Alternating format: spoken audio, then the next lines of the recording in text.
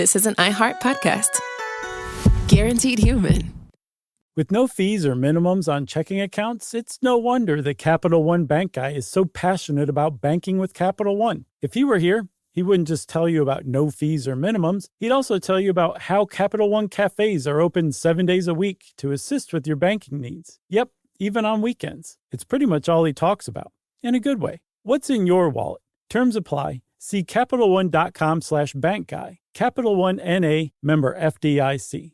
Work can be a little weird. Cringy training seminars, coworkers who won't stop talking about their plant, forgetting the mute button at an inopportune moment. We have to deal with a lot on any given workday. Sometimes it can feel hard to thrive and move forward in your career. Well, that's where LinkedIn comes in. LinkedIn helps you get ideas and insights from experts in your field, connect with people professionally, grow your network, and access tools designed to help you find the right fit for your next role. Whether you're just getting started, figuring out your next move, or looking to accelerate your career, LinkedIn is built to support you at every stage, because LinkedIn is the network that works for you. Visit linkedin.com/knowstuff to learn more. Welcome to Stuff You Should Know from HowStuffWorks.com.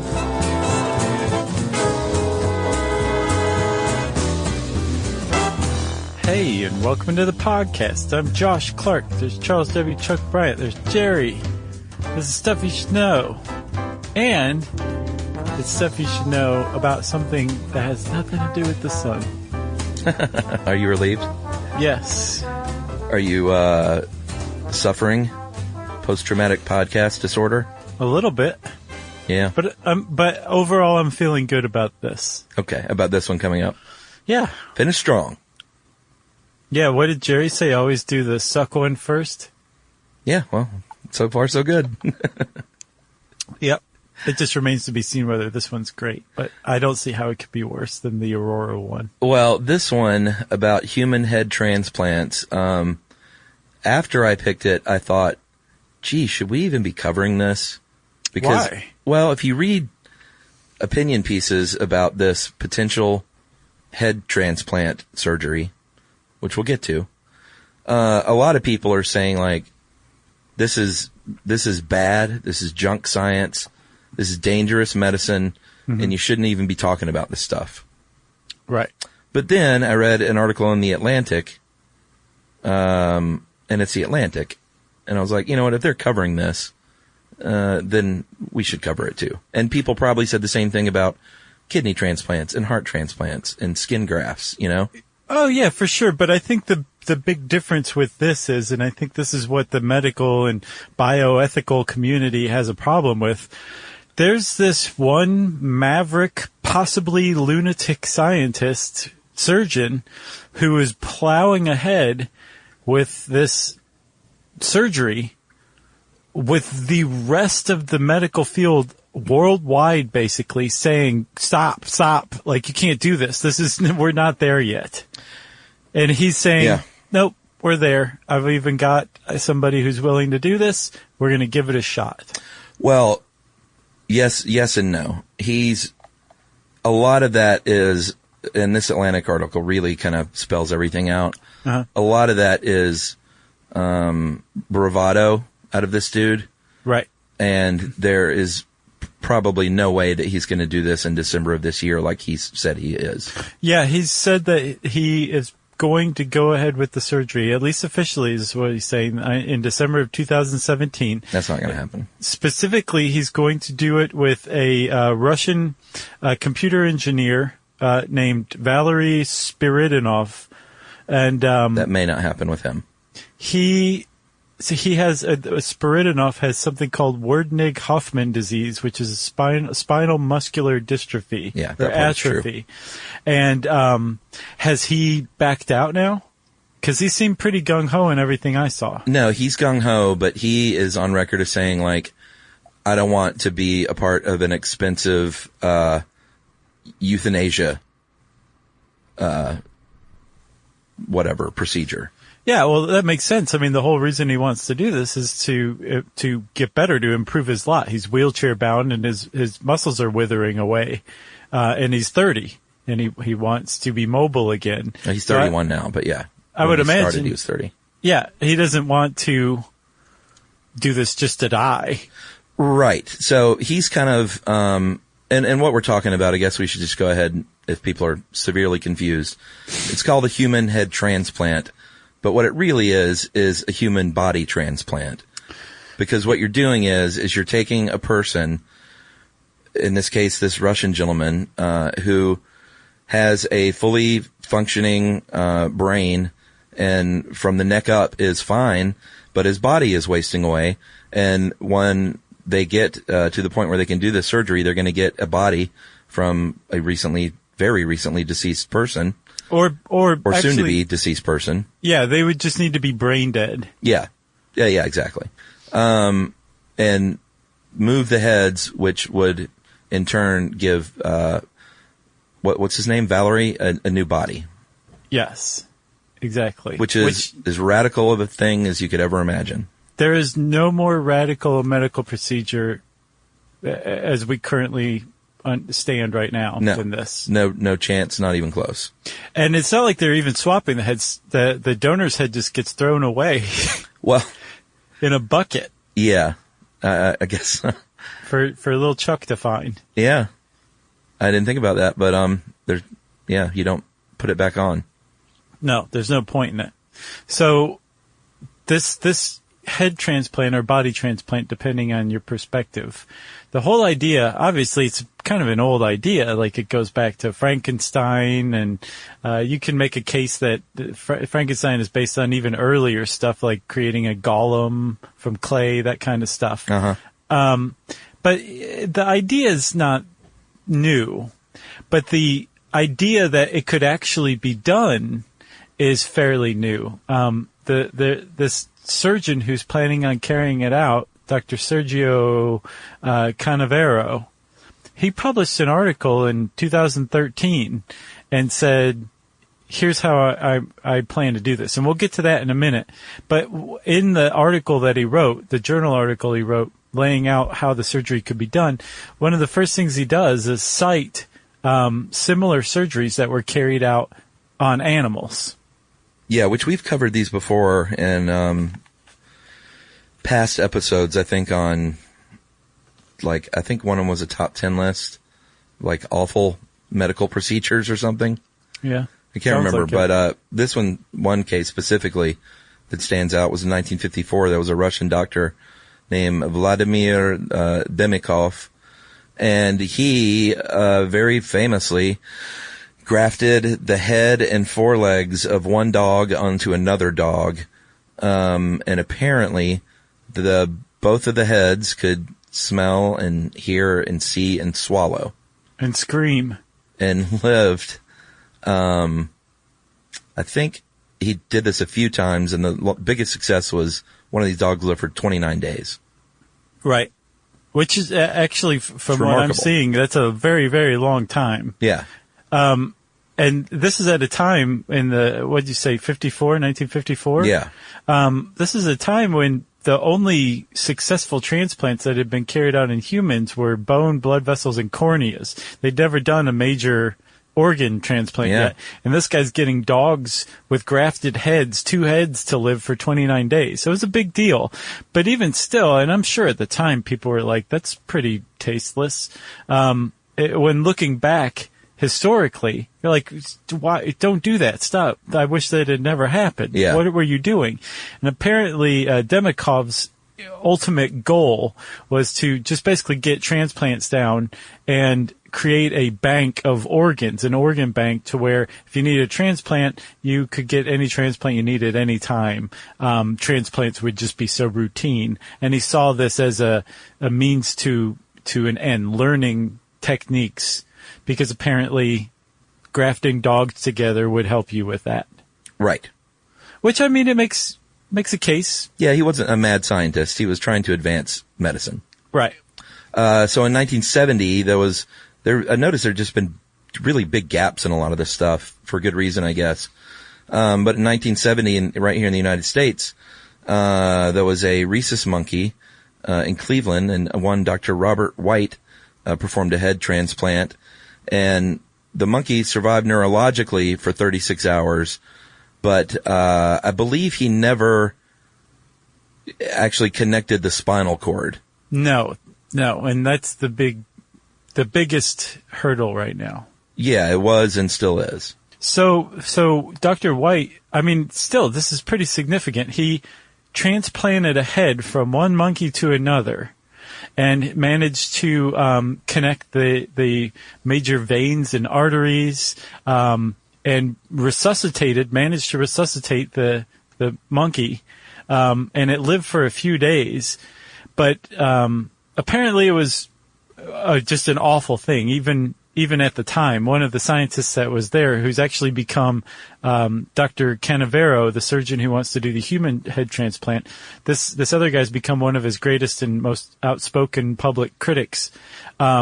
He was there at the time when this experiment in 1970 was carried out, and he said this is a terrible thing to do, even to a monkey. He said we tried to feed it. The first time we fed it, the food spilled out of its trachea onto the floor. Yeah, good Lord. It was just an awful thing. And this guy's really beating the drum to stop Dr. Canavero from carrying this out, because he was there saying, or he saw the monkey experiments.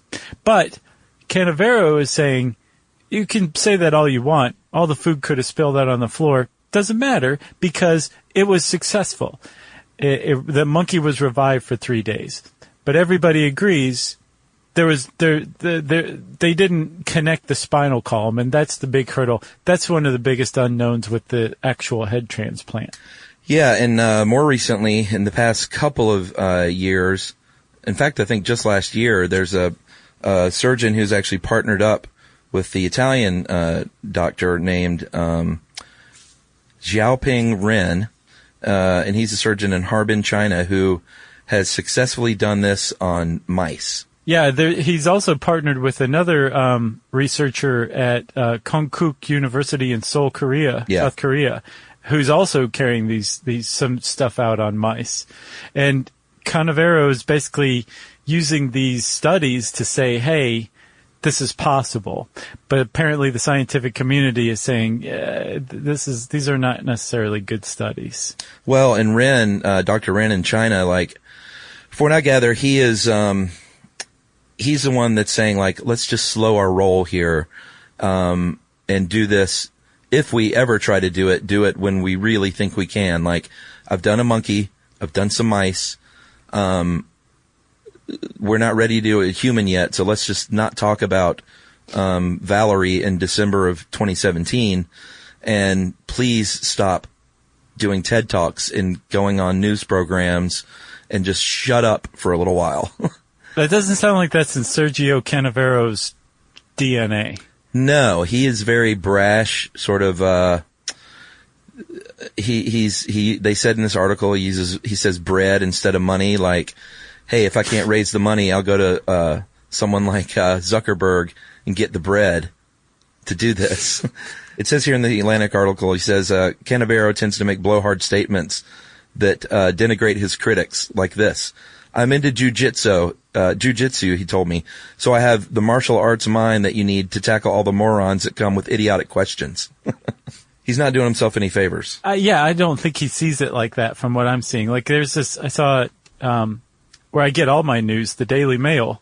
I saw a Daily Mail article on him and his procedure, and it has a photo shoot of him wearing scrubs with a man's head on a platter. Yeah. Doctors don't do that. They don't do photo shoots like that. They are not trying to court controversy. Yes, if you're a surgeon, you have some part of your fiber is pretty cocky and arrogant. Maybe even have a God complex. I think it's kind of required typically with that field, that profession, right?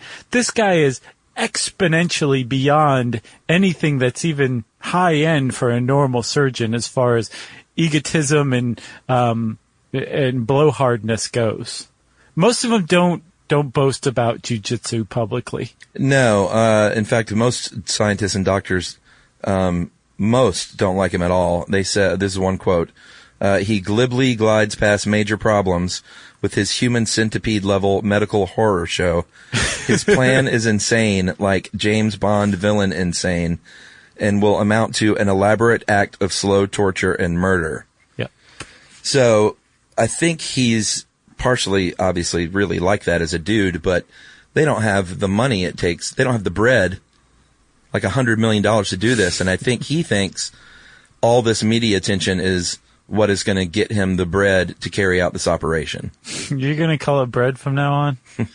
Just through this show. Did you see $100 million? The most I saw was $13 million. Oh, I mean, I've seen it all over the place. That's the thing. Yeah. I've seen it takes anywhere from 30 doctors to 100 doctors to assist in this, which is one of the other big problems is getting up to 100 legit doctors that will do this. Right. You know? This guy's like walking clickbait. Oh, yeah. So let's take a break, man, and then we'll come back and we'll tell all the grisly details of his plan.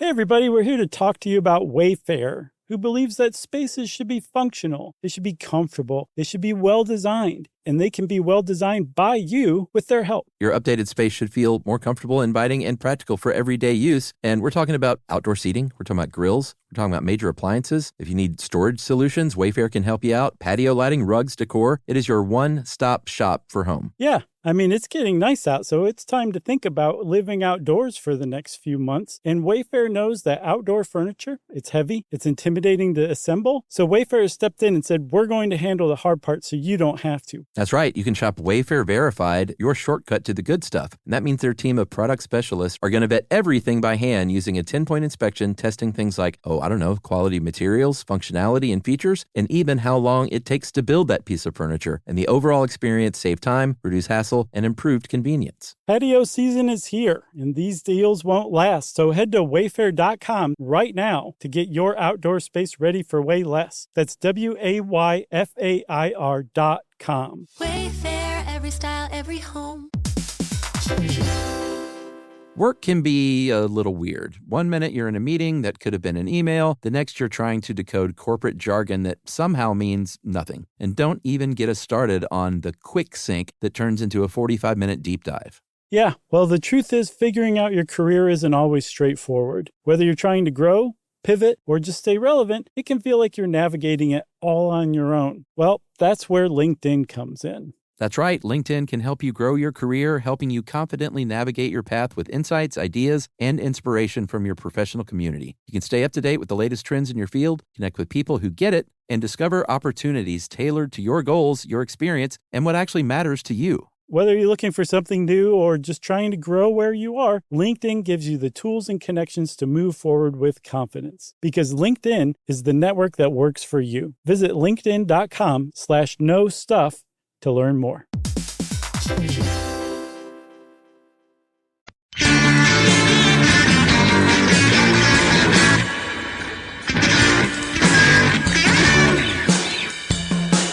All right, Chuck. So back in 2013, this Sergio Canavero hit the scene in a journal.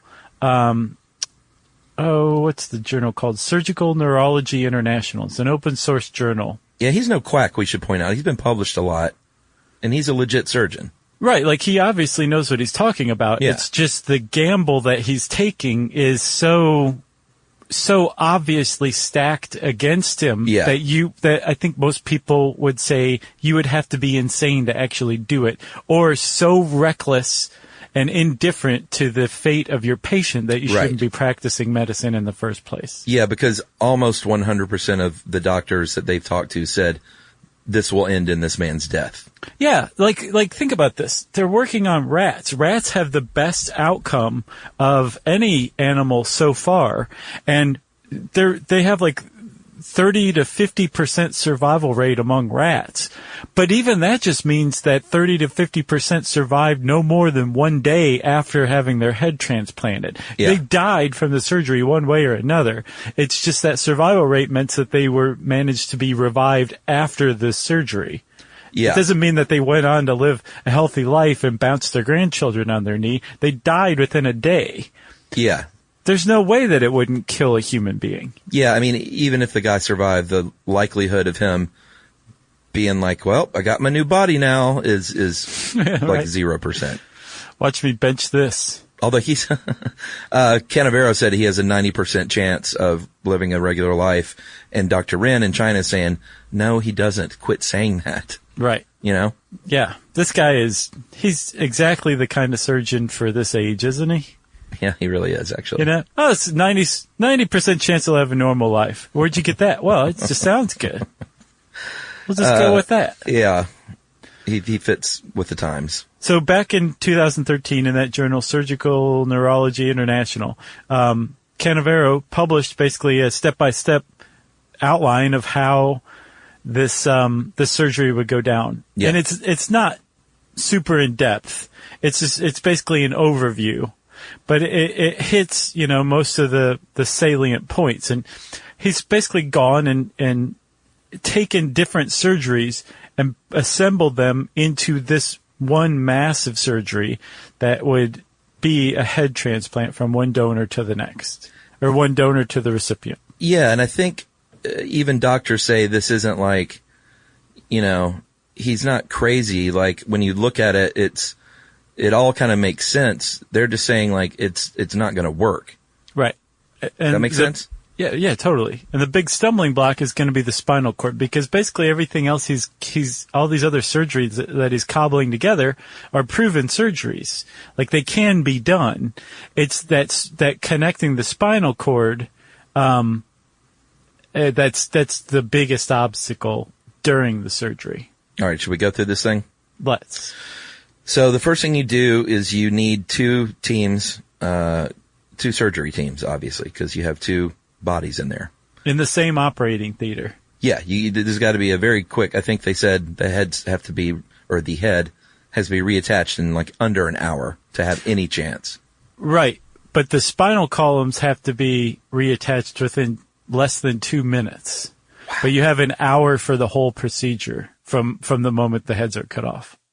So the first step, Chuck, is, you remember how we had, we did an episode on therapeutic hypothermia? Yeah. So they plan to use therapeutic hypothermia, where they cool the head of the recipient down to like 50 degrees. Yeah. Which, normally it's 98.6 degrees. And at that temperature, metabolism slows tremendously. So since you have fewer processes going on in the cells, you have less of a need for oxygen, which is good because you're cutting the head off of the body, and oxygen can be hard to come by. So by cooling the head down to 54 degrees Fahrenheit, which is, I believe, 10 degrees Celsius, the metabolism slows down enough that you're buying yourself that hour. Remember, there's that hour time limit. That's because you've cooled down the head, slowing the metabolism, and that gives you that hour to carry out the surgery. So you're cooling the head on the recipient, and then you're cooling the spinal column to the same temperature on the donor. Right. So everyone's gotten cooled down to that point. The recipient is going to be lying down at first, and then later, like during the surgery and then during recovery and everything, he's going to be in a seated position, because I guess that just makes sense. With gravity, you'd want to be seated. Doesn't that make sense? I think it makes the surgery easier for the surgeons too. Well, but during recovery too, like they're not going to lay him back down. I don't think I'll ever be allowed to lay down again. Maybe not.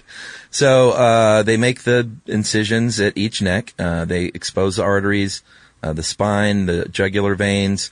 Obviously, they're going to clamp everything off.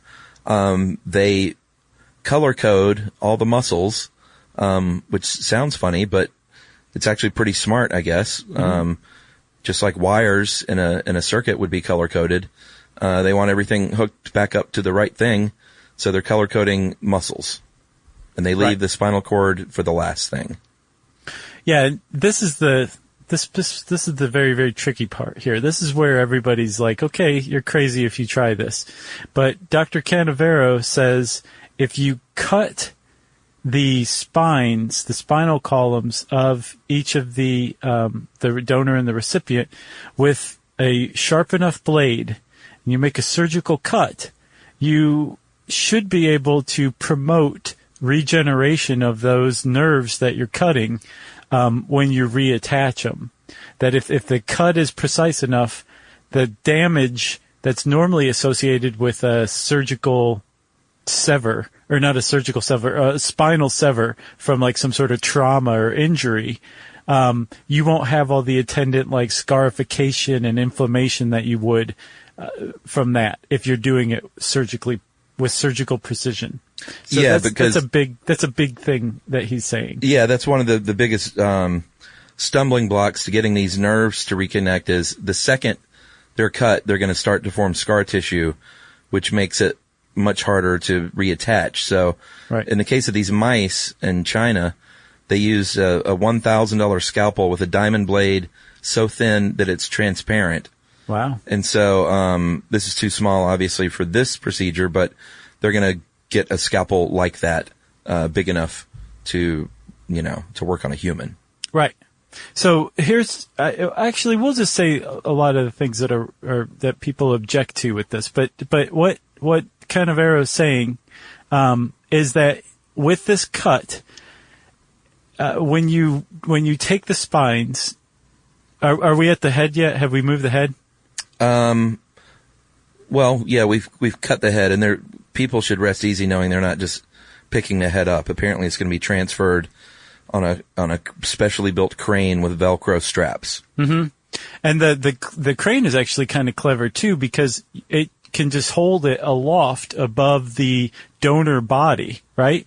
So that allows for the surgeons to connect everything again in comfort without having to get into any weird positions or whatever. With this floating head staring at them. Yeah, the floating head hanging over the seated headless body. Oh, man. This is the point that we're at right now. So one of the first things they'll do, the first thing they're doing, because remember, you have less than 2 minutes between when you cut the spinal column and when you reattach it. Yeah. So the first thing they're going to do is attach the spinal column in the recipient's head and the spinal column in the donor's body. And they're going to put this stuff in that apparently is made of magic. And it's called PEG. Yeah. Polyethylene glycol glue. It's a medical surgical glue. Yeah. That supposedly works some wonders on the body. Yeah, it is like magic, and I don't understand how it works. I'm not going to pretend on this show. But in China, with these mice, before they did the transplant, they would literally just take this blade, and they would sever the spinal cord of this poor little mouse, and then they would take it. Apparently it looks like watered down scotch, and they would it's like an amber fluid, and they would take a drop of it, drop it on that little spinal column, stitch the mouse up, and then the mouse would walk again. Yeah, that's something that they were reporting from those, that these mice had their spinal columns totally severed and then reattached, glued together with polyethylene glycol. And yeah, within 3 weeks, I think, or a couple weeks, the mice were walking again. This one was 2 days. Jeez. And it was the dog that took 3 weeks. Yeah, and it said the mouse did not walk perfectly. Its back legs lurched at times. But what compared to a control mouse, the control mouse couldn't walk. It would just pull the back legs behind itself. So this polyethylene glycol, right? Apparently, what it does is it's hydrophilic and it attracts fats to it. So it'll go in. You squirt some into like the incision or the gap between the two spinal columns, and allegedly what it will do is attract these damaged cells and basically fuse them together. They fuse together and regenerate basically into cells. That's one thing it does. And then there's this PEG that's kind of enhanced, I guess, that these researchers at Rice University are coming up with. They call it Texas PEG, that has graphene nanospirals in it. And those serve as basically a structure for the cells to grow along. And the whole point of using PEG here, aside from the fact that it can help cells repair and regenerate, is that when Canavero cuts the spinal column, he will have severed these nerves and axons the white matter that transmit electricity through the body from the brain and vice versa. And they need to reattach. And if they don't touch one another, they're going to grow past one another, and the electrical transmission will never be able to take place. He's saying if you use PEG, and then these Texas researchers are saying if you use Texas PEG, these nanostructures will provide a structure for the neurons, or the axons to grow along, and they will reconnect and regrow, and the person should be able to have electrical transmission through their nerves again on the spinal column. This is the most controversial point so far. Yeah, and they're also going to have electrical paddles on hand, because apparently a burst of electricity can help reestablish that communication when you've severed the spinal cord. So you want to take a break right now? Yes. And come back and finish up with this gruesome operation right after this.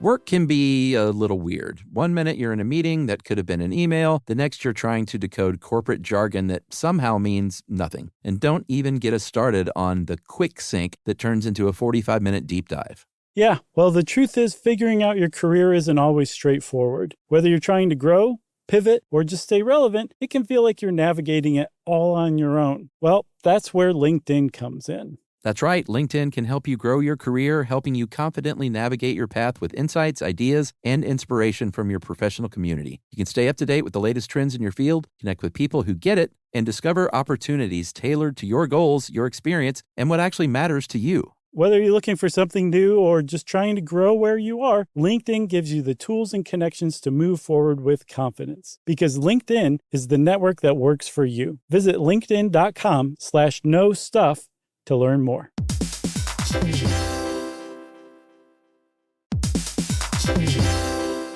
Hey everybody, I want to talk to you a little bit about Tide Evo because it represents over 10 years of innovation and product development. Tide Evo is a first-of-its-kind technology where tens of thousands of minuscule fibers are spun together to form a 6 times powerful layer packed with scrubbers, brighteners, pre-treaters, and fresheners. And that's going to deliver a breakthrough clean that's so powerful it feels like magic. Yeah, it is kind of like magic. Tide Evo is revolutionary. A 100% concentrated, waterless laundry tile that's made of compressed microfiber soap layers rather than liquid or powder. And it's not like pods or sheets because it uses 6 layers of detergent fibers to deliver superior cold water cleaning without plastic packaging of any kind. And it provides a mess-free, lightweight solution that dissolves lickety-split. So whenever you run into a laundry challenge, turn to Tide Evo. It's revolutionary. It's magic. Try new Tide Evo. Real laundry magic.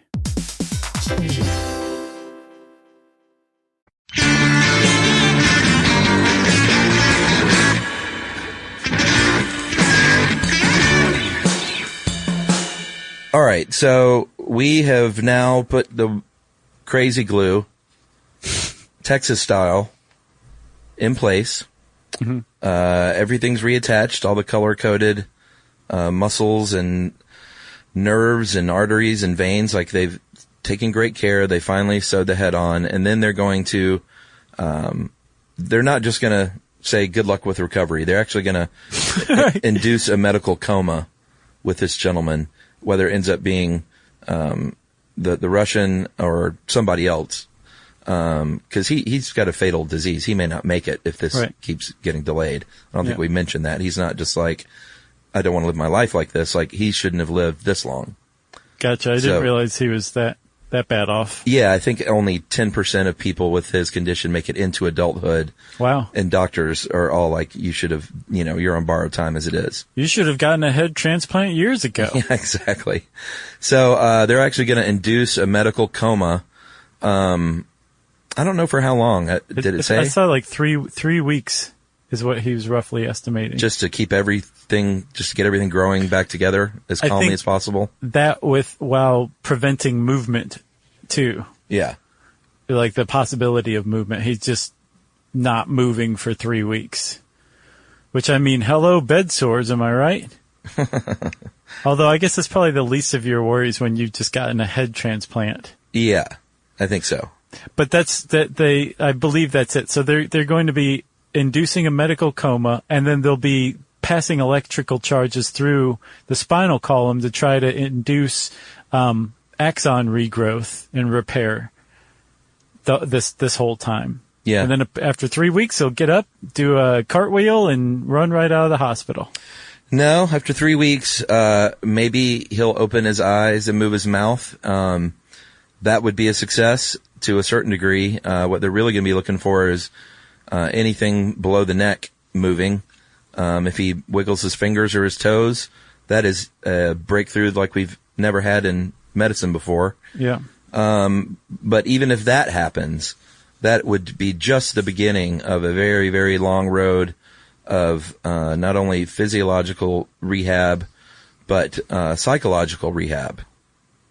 Yeah, apparently the psychological impact a lot of people are worried about. When Canavero wrote the initial article in 2013, in that same journal, a couple of other Italian surgeons wrote into the editors and said, there are a lot of things wrong with this ethically. Yeah. Even just put aside all of the questions surgically, ethically, this guy's not taking these things into account. And one of the things they pointed out was that insanity would be a likely outcome from a head or body transplant, because we form our sense of ourselves cognitively in large part through our body. So if you suddenly have a different body, you basically wake up to you overnight with a big fat body identity crisis, or identity crisis in general.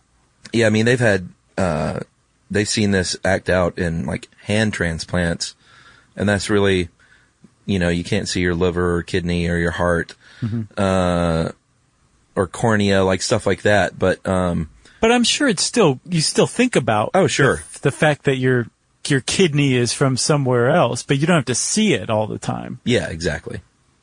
So just that reminder of a hand, much less an entire body, is going to be emotionally and psychologically challenging, to say the least. Right. There's some other questions that this definitely raises as well. For example, if you wanted to change your gender, would this be an acceptable surgery? I tend to say yes on that one. Like change your entire body? Yeah. Instead of just parts of your body? Yeah. Yeah. Just that makes sense. It's like all at once, bam, done. What about what if this works and someone was super rich and just wanted a different body? Like, I want to be 8 inches taller and muscular, so let's do this. Here's $80 million. I would have an issue with that for one reason, and that would be that you have just taken the body of a potential organ donor that could have saved multiple lives of people who needed those organs. You took them because you wanted to be 8 inches taller. Other than that, if there was that's a pretty big one. I don't even want to qualify it with saying other than that I have no problem with it, because that's such a huge problem. It disqualifies it in my eyes. Here's the good news, though, is that he doesn't have to get 100% of these cells to remain intact. There are studies out there, like, legit studies that say your motor function, your basic motor function, can be preserved if you just get 20% of those cells. Wow. To remain intact. So, the Atlantic says if he failed to fuse every 4 or 5, he could fail on 4 of every 5 nerve cells, and it still might succeed in there. Right. And well, the thing is Canavero's whole thing is anytime somebody raises an objection to it, he's like, PEG. Jiu-jitsu. Polyethylene glycol will handle it. And it does seem to work some pretty amazing miracles, but it's not just some cure-all magic stuff that just fixes everything. It remains to be seen. And what's kind of fishy is a lot of some of the recent papers on PEG and what an amazing miracle compound it is are edited by Canavero himself. So right.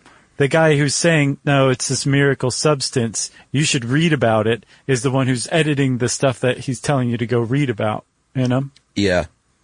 I don't even think we mentioned just like an organ can be rejected. It could reject the body outright from the beginning, which would be a catastrophic failure. That would kill you if your body rejects your head.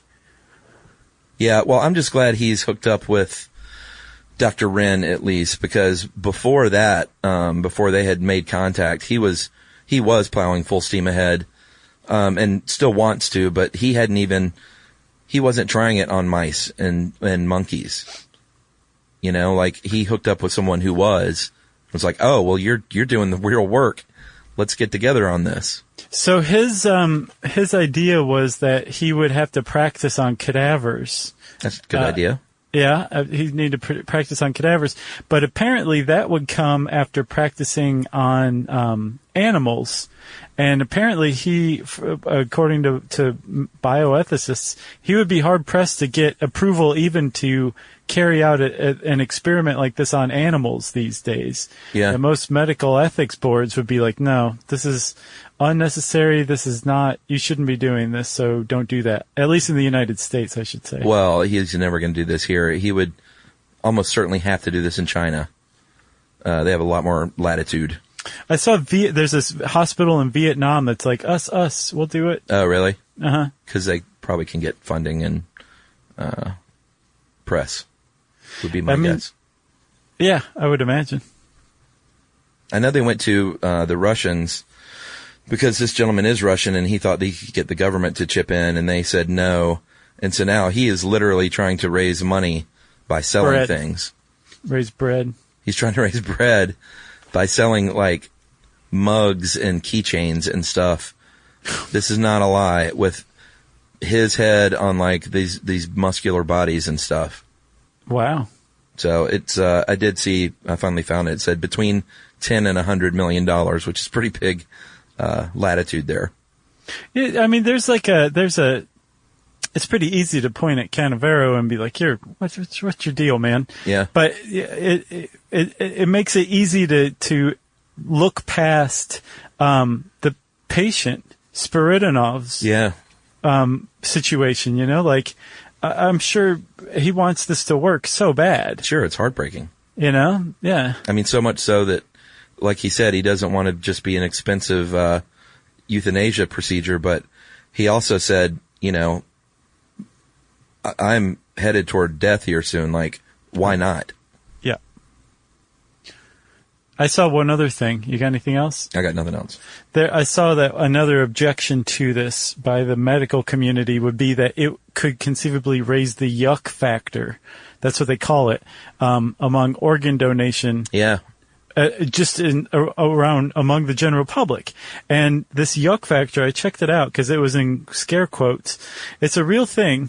And it's basically the general public's disgust toward bio augmentation, weird surgeries, odd transplants. A head transplant body transplant or head transplant falls right into that weird yuck factor, almost like the uncanny valley. Yeah. And I read this article about it, and apparently there's a debate going on whether humans have an inner wisdom of what is good or bad or acceptable. And when our yuck factor is activated, it's actually an inner wisdom that's saying, that's not okay, don't do that.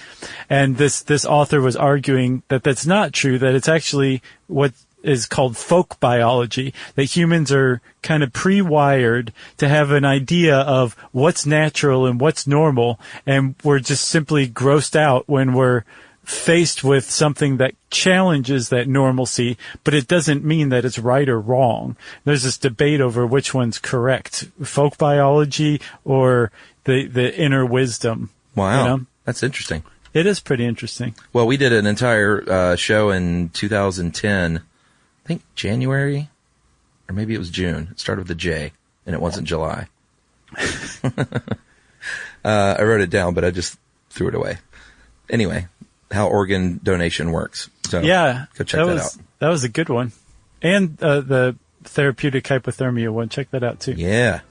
Well, if you want to know more about this head transplant operation, you can type those words in the search bar at How Stuff Works, and it'll bring up a great article. And since I said that, it's time for listener mail. I'm going to call this, what should I call this one? I'm going to call this anniversary of the podcast. Hey guys, my name's JP, and I'm a business administration major at Christopher Newport University, currently studying at the University of Glasgow. Going into my senior year, writing on my 21st birthday, which is also the 4th anniversary that I began following the podcast. My little brother introduced me to SYSK, and I immediately binged roughly 300 episodes. Not sure how many people write in saying this, but I can proudly say I've listened to every single one, and yes, I know the episode and context of Hippie Rob's emergence. We haven't talked about him in a long time. No, he's been long gone. He seems like he would be like an assistant to the surgeon. You know? Hippie, I don't think that'd be a good idea. Oh, no, it's a bad idea. And I don't mean a medical assistant. I mean like he'd do the jujitsu on the idiot questions. Maybe, but it'd just be some like clumsy, like roundhouse kick that was just like 6 inches off the ground. The past 4 years have been some of the most influential on my life as a whole. And your podcast has played a huge part in how I've matured as an adult. Through Chuck's soft-spoken tone and Josh's optimistic demeanor. How about that? As well as Jerry's elite producing abilities, the podcast has made me look forward to Tuesdays, something I never thought was possible. I guess he doesn't listen to Thursdays. Optimistic? Yeah. Optimistic demeanor. That's you. Never would have called that one. Aside from how much I enjoy maybe he has us confused. Maybe. Because you have a soft-spoken tone. Yes, I do. Aside from how much I enjoy the podcast, you really shaped how I think things through, as well as my perspective on many issues. People often forget that some matters have multiple sides to them and that a full opinion should be developed from all the facts. I figured today was the most fitting to write in, given how much the show means to me. Continue to look forward to Tuesdays and Thursdays. Oh, there you go.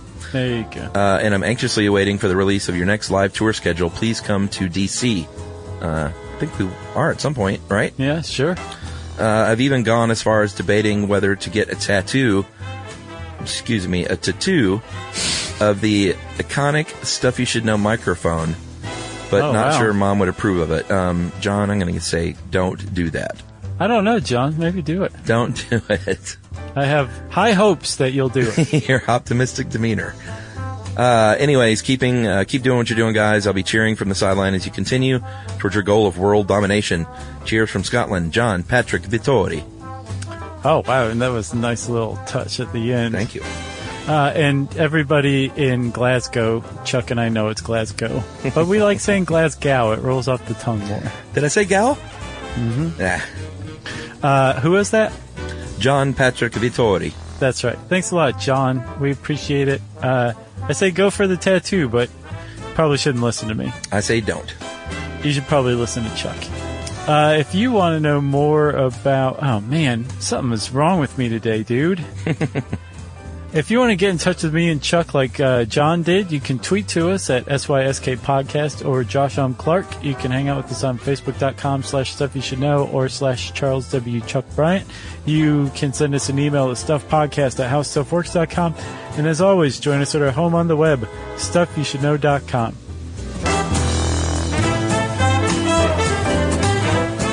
For more on this and thousands of other topics, visit HowStuffWorks.com.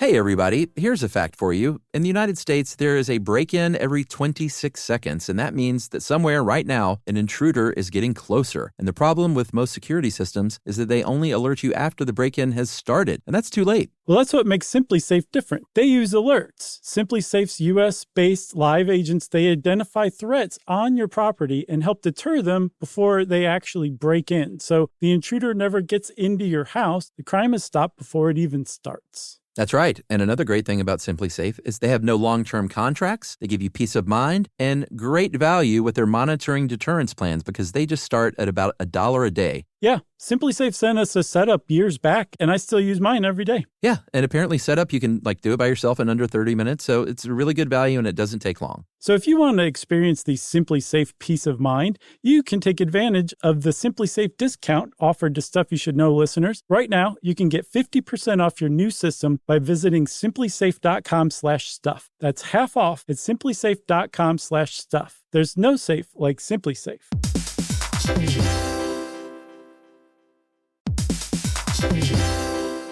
Hey, quick question for the parents listening right now. When's the last time your kid asked for something and you actually felt good saying yes? Because lately, a lot of families have been hearing the same thing. Can I have Lingo Kids, please? And here's the thing. Lingo Kids is the #1 entertainment platform for young kids with more than 4,000 interactive games, songs, and shows. Astronauts, wild animals, superheroes, dinosaurs. It's literally everything kids love all in one place. So when they ask for it, you can actually feel good saying yes. Download Lingo Kids for free and start exploring today, or unlock even more amazing content with Lingo Kids Plus. And if you go with the yearly plan, you can save up to 60%. Just search Lingo Kids in the App Store or Google Play. Lingo Kids, everything kids love. This is an iHeart podcast. Guaranteed human.